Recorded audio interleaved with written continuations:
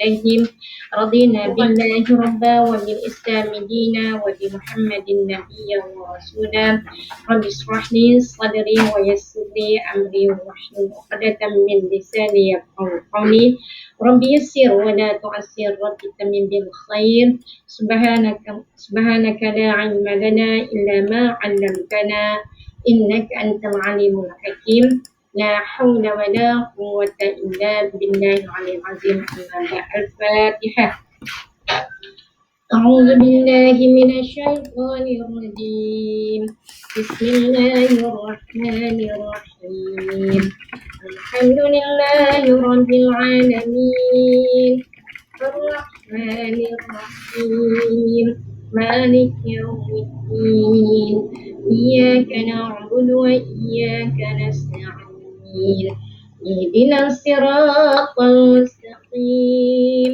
صراط الذين أنعمت عليهم غير المغضوب عليهم ولا الضالين آمين آمين يا رب العالمين. أولى المجلس Assalamualaikum warahmatullahi wabarakatuh. Ya, alhamdulillah, syukur kepada Allah Subhanahu wa taala, setinggi-tinggi pujian kesyukuran kepada Allah yang mempertemukan kita pada petang hari ini, petang hari Sabtu, tanggal 3, hari ini berapa? 30 ke 31?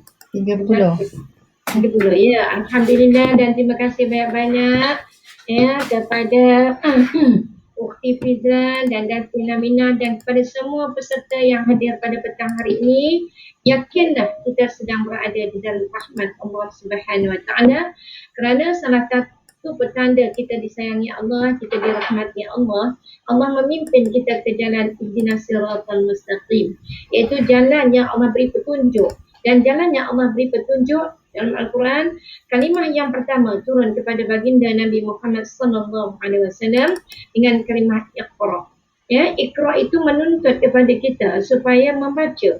Maka insya-Allah pada petang ni dengan rahmat Allah, dengan kasih sayangnya, walaupun kita diuji, namun ujian itu memberi kejayaan kepada kita kerana kita terus menerus membuka Al-Quran, membuka dada kita dan mengisi dada kita dengan ilmu-ilmu untuk menjadikan hati kita hati yang benar-benar bercahaya dengan iman yang disebut iman datangnya daripada hidayah, datangnya daripada taufik Allah Subhanahu wa taala. Dan alhamdulillah pada petang ini kita belajar satu surah daripada 114 surah, iaitu dinama Suratul Insan. Ya, surah ini pakaian aku tak mahu keluar gambar. Ya. Okey, jadi insya-Allah kita belajar satu surah daripada 114 surah.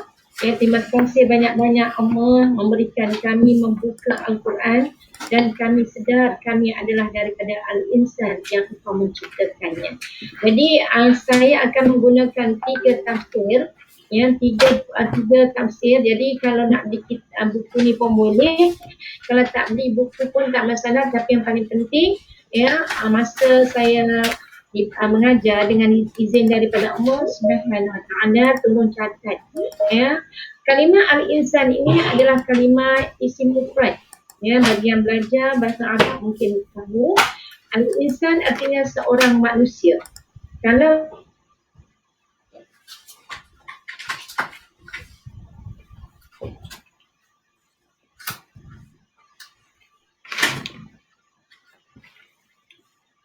ya, ada di dalam surah Quran, ada di dalam Al-Quran. Ya, surah yang terakhir, surah yang ke-114 disebut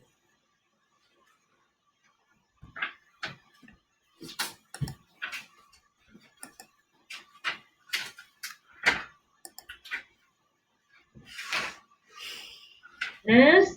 Al-Insan merujuk kepada isim mufrad, An-Nas merujuk kepada jamak taksir. Okey. Jadi alhamdulillah, sungguh kita beruntung di sisi Allah Subhanahu wa taala menyedari kita ini adalah seorang insan. Ya, tolong catat mukadimahnya dulu. Ya. Jadi kalimah al-insan ini kita kena tahu terbitnya daripada mana? Terbitnya daripada fi'il madhi yang disebut nasiya. Nun sin ya. Ya, nasiya. Okey. Apa maksud?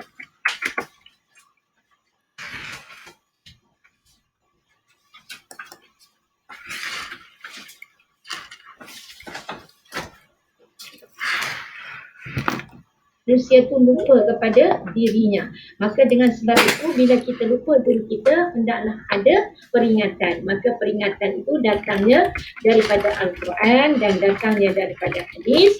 Maka dengan sebab itu, kita kena ingat betul-betul. Makanya Allah Subhanahu Wa Taala memperingatkan kita, jangan sampai kita lupa diri kita. Ya, jangan sampai kita lupa pada diri kita. Dalam hadis pun qala Rasulullah SAW disebutkan, man arafa binafsi faqad arafa rabbi. Sesiapa yang kenal pada dirinya, maka insya-Allah dia akan kenal penciptanya.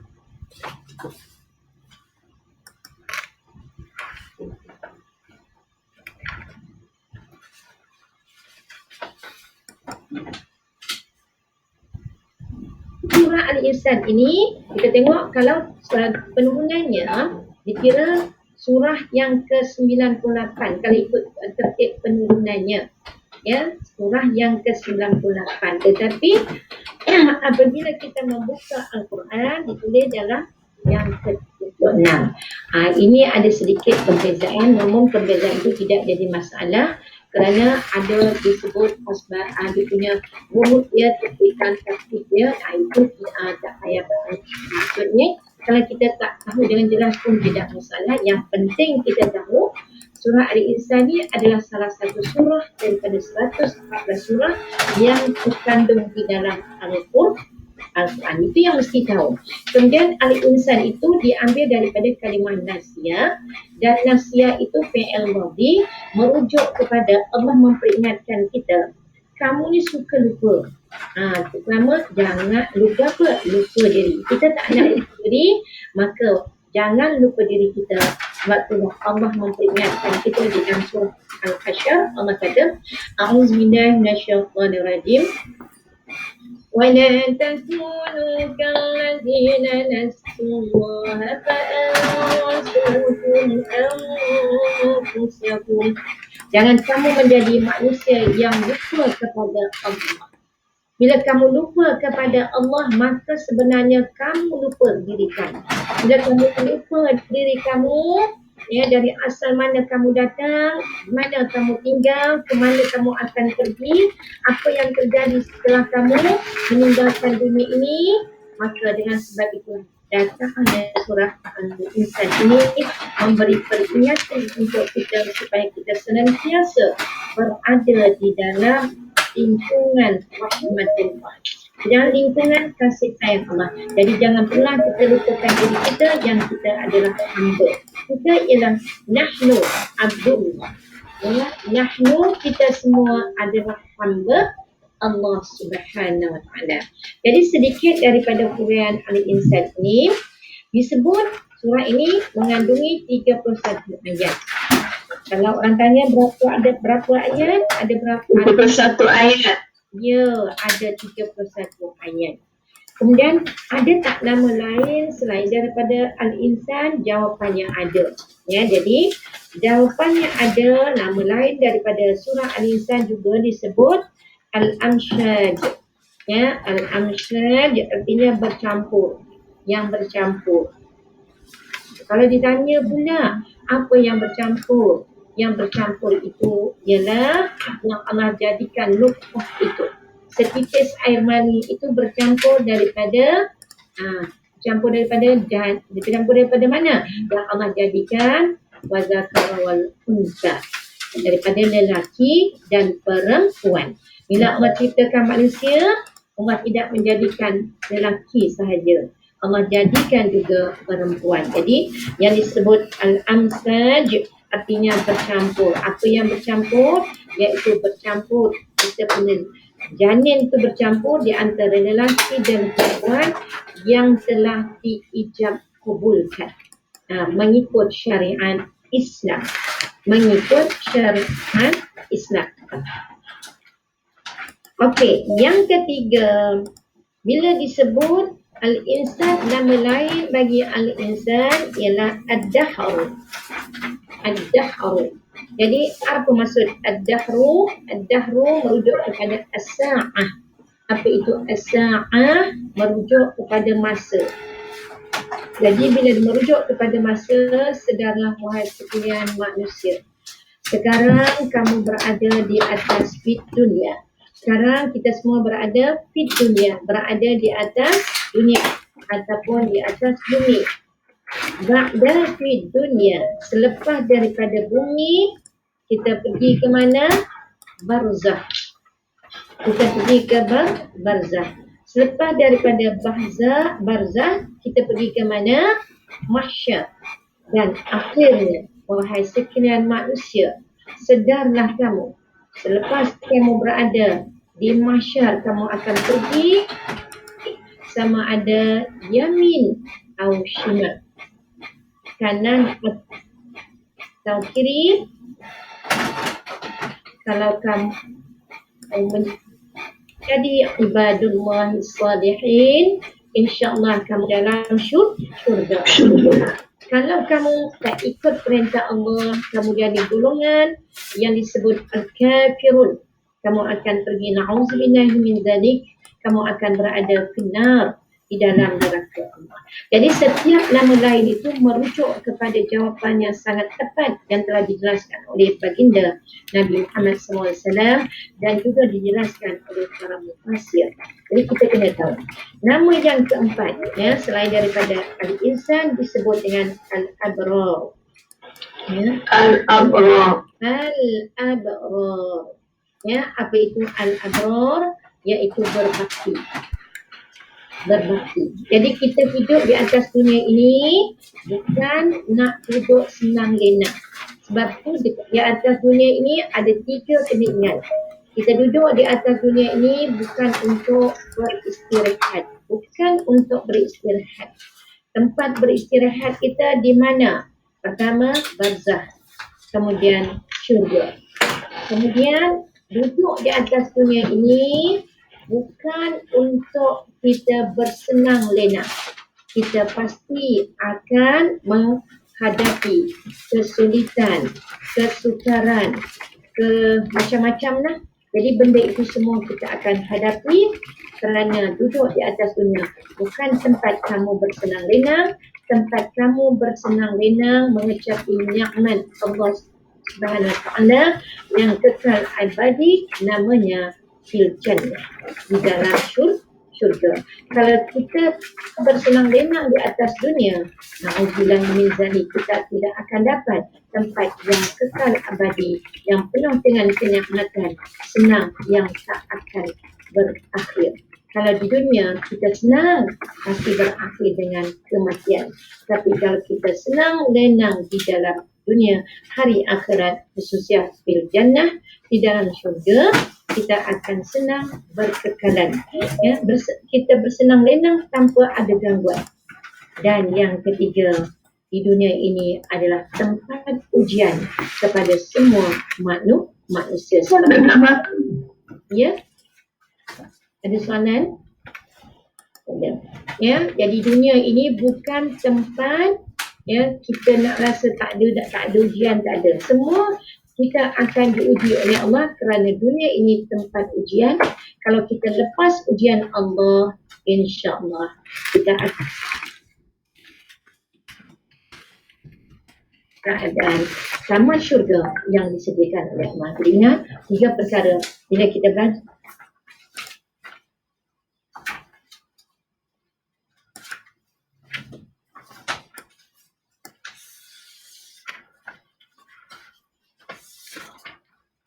Berehat. Kita rehat di mana? Di hari akhirat nanti.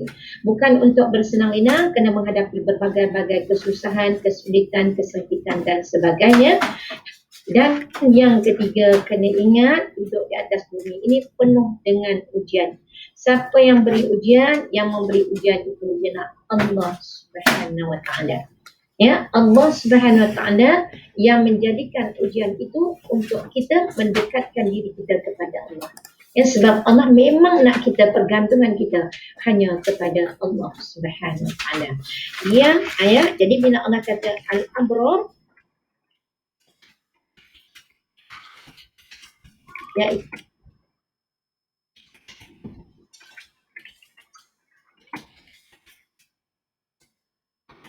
kita mengenali mana yang benar, mana yang salah. Yang benar daripada Allah. Al-haqqu minallah, yang benar itu daripada Allah. Al-batil minasyaitan. Itu orang yang berbakti. Dia menggunakan akal dia dengan sebaik-baik untuk yang benar, dia buat segala kebaikan kerana Allah, dan yang salah itu segera ditinggalkan. Ya, dan yang kelima, datanglah kalimah hal ata yang memberi maksud sesungguhnya telah datang.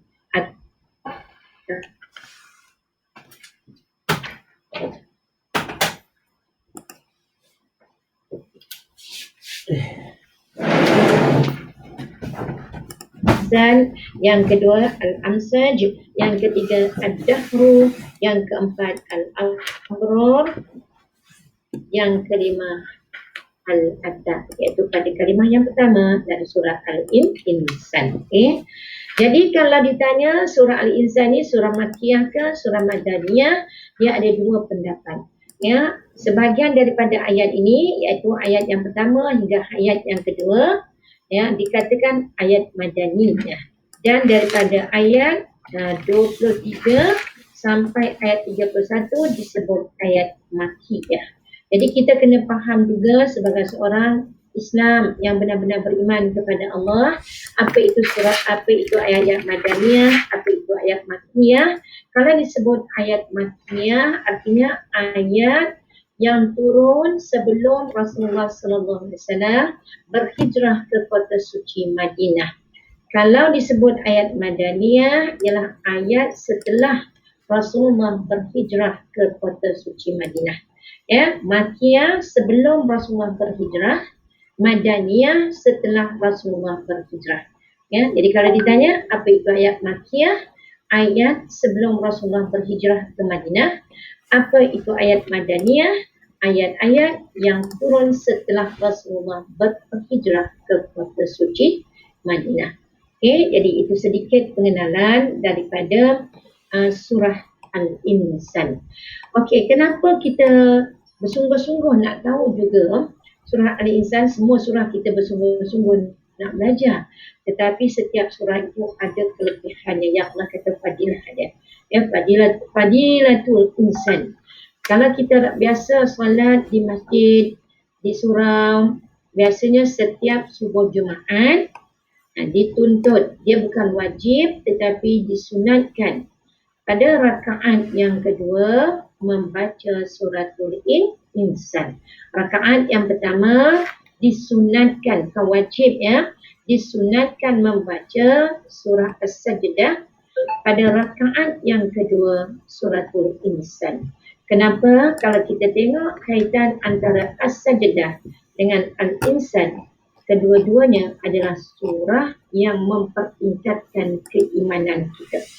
Ya, kerana hari Jumaat itu hari yang disebut Sayyidul Ayyam, penghulu hari. Jadi hari itu Allah memberi kelebihan kepada Al-Insan supaya bila kita membaca surah Al-Insan atau imam membaca suratul insan, bagi kita yang dapat memahami surah ini, maka dia adalah satu perjalanan kehidupan, cerita yang Allah ceritakan kepada kita melalui Al-Quran, dan Al-Quran itu diceritakan melalui suratul insan. Okey, itu serba sedikit mengenai surah Al-Insan. Dan kalau ditanya, sebab dulu Fiza pun tanya asbabun nuzul kan, boleh catat dah, boleh catat. Ya, asbabun nuzul pada surah Al-Insan ini berlaku ketika mana seorang, kalau disebut Al-Habsi lah, yang dia kulit hitam. Bukan kita kata dia hitam, tak, memang diceritakan cerita asbabun nuzul turunnya ayat ini. Pada masa tu ada seorang lelaki keturunan Al-Habsi. Ya, pada masa dia asyik bertanya dengan Rasulullah, berbagai-bagai soalan ditanya dengan Rasulullah SAW, sehingga kan Sayyidina Umar Al-Khattab berkata kepada lelaki yang berkulit hitam itu, apa dia kata? ya, kamu jangan menyulitkan Rasulullah sallallahu alaihi wasallam.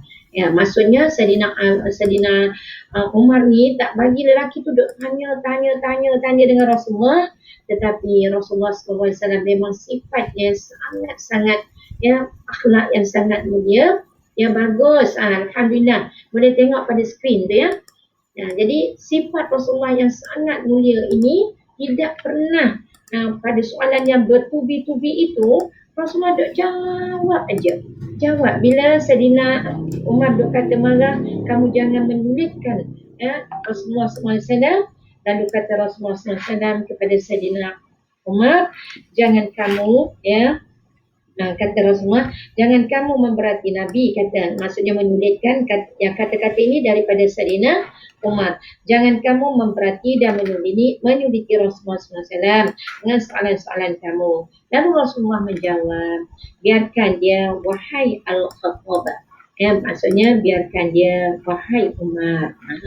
Lalu berkata Umar, maka turunlah pada ketika itu Allah memberi, ya, wahyu turun melalui Rasulullah, melalui Jibril alaihissalam, turun surah Al-Insan kepada Rasulullah SAW menceritakan tentang apakah itu Al-Insan. Jadi oleh kerana banyaknya soalan-soalan yang ditanya kepada Rasulullah SAW, jadi Allah turunkan wahyu.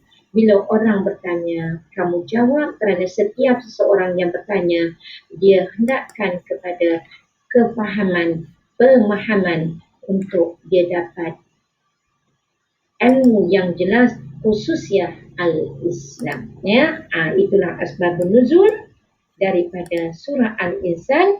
Kemudian apabila Rasulullah menjawab dan terus menjawab, tiba-tiba, ya, maka apabila Nabi membacakan surah ini, turun ayat ini, terus Rasulullah baca, ya, baca setiap kali kita baca surah tu, tiba-tiba lelaki yang berkulit hitam itu memekik dengan sekuat hatinya serta kembali kepada Allah Subhanahu wa taala. Kembali kepada Allah. Kenapa dikatakannya terlalu merindui syurga yang disebutkan, terlalu merasakan bahagianya menjadi seorang manusia bila mengikuti perintah Allah, dan Allah menjanjikan syurga bagi setiap manusia yang ati Allah, yang taat kepada Allah. Jadi kenapa kita disunatkan membaca surah Al-Insan khususnya pada hari Jumaat, dan sebenarnya Rasulullah memang acap kali seringkali membaca surah Al-Insan kerana merindukan syurga Allah Subhanahu wa taala. Okey, dengan lafaz Bismillahirrahmanirrahim, jom kita masuk kepada ayat yang pertama daripada surah Al-Insan. Ya, saya bacakan ayat yang pertama. A'udzu billahi minasyaitonir rajim. Bismillahirrahmanirrahim. هل أتى على الإنسان حين من الدهر لم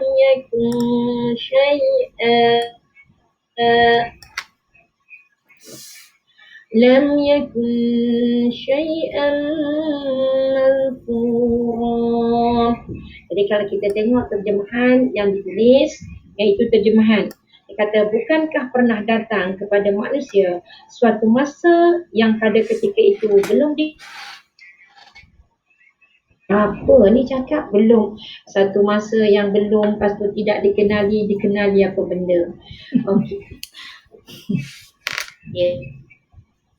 Okay.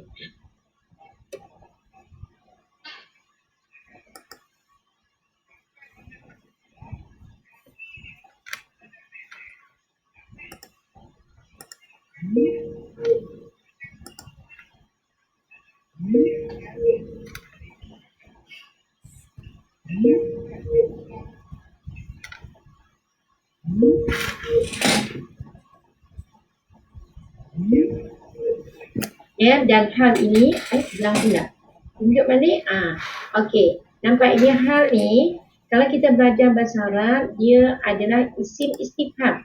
Kata nama pertanyaan. Itu dah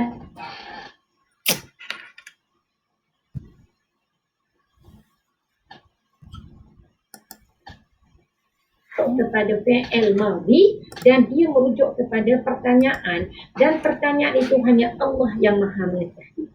Ya, Allah bertanya, kalau kita biasa hal adakah ataupun bukankah. Ya, jadi bila Allah yang bertanya, siapa yang lebih mengetahui? Allah yang lebih mengetahui. Jadi soalan yang disebut pada kalimah hal ini, Allah bertanya dan Allah memberi jawapan.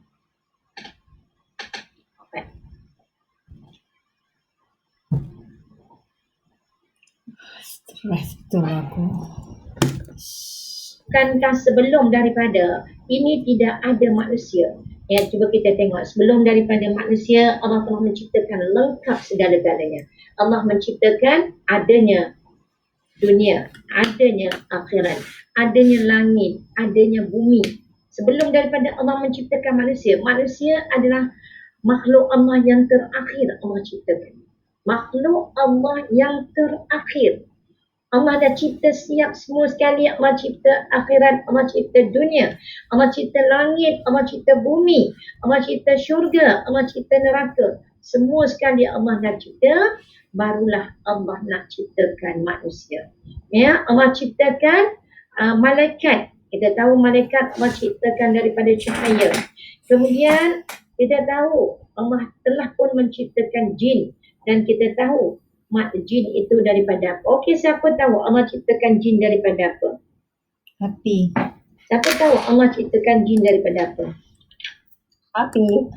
Api. Mana tahu Allah ciptakan daripada api? Mana tahu? Dalam Al-Quran. Dalam Quran. Kat mana jumpa dalam Quran Allah ciptakan jin daripada api? Allah. Okey, tak kalau nanti lambat. Okey. Kalau nak tahu, tengok Allah menciptakan jin daripada apa. Muka boleh tengok surah Ar-Rahman. Tapi saya tak ajar surah Ar-Rahman kan.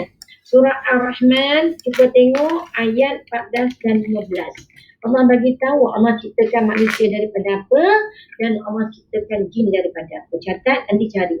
Ya, daripada surah Ar-Rahman ayat yang ke-14, Allah ciptakan manusia diciptakan daripada min salsalin, daripada tanah.